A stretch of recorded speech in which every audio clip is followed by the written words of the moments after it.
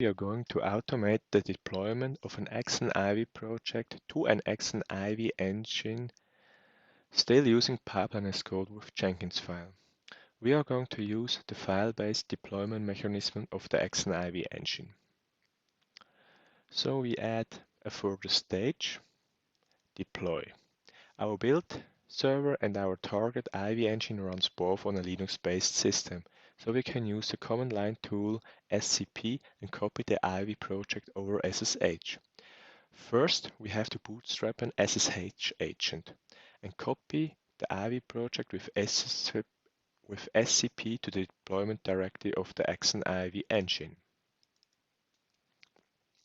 We want to make the build red or green whether the deployment was successful or not. For this, we have to wait until the project is deployed. We need to wait until the file is not anymore in the deployment directory. So we have to implement a polling mechanism. And afterwards, we have to check the deployment logs if it was successful or not.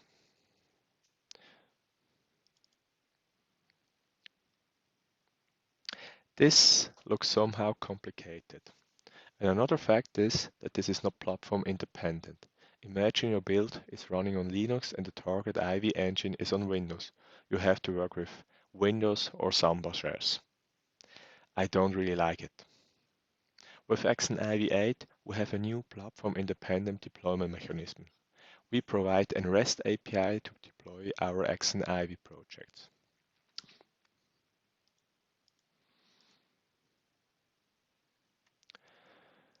Here we're going to use the command line tool curl. Curl is a simple command line tool to make HTTP requests. Now we are going to make an HTTP post request to that REST API. At the end of the URL, you can see the name of our target application. If this application does not exist on the Ivy engine, it will be automatically created.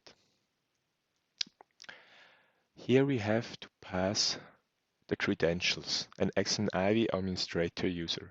Never do it that way. Do not commit passwords or secrets to a source control management system.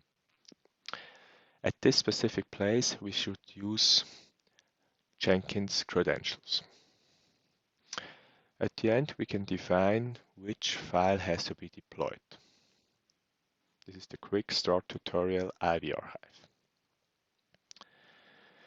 Maybe you're afraid to deploy direct to production.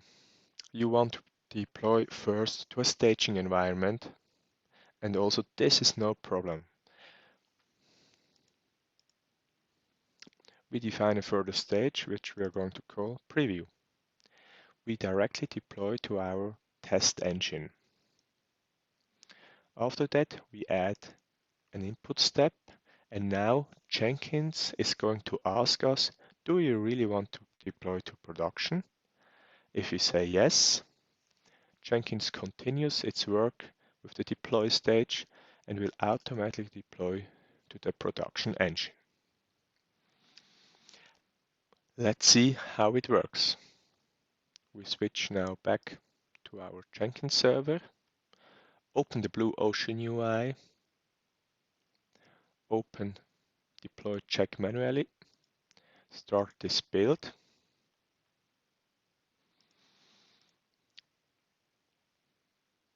Jenkins is going to visualize the pipeline. It's starting with our packaging process, which generates the Ivy project.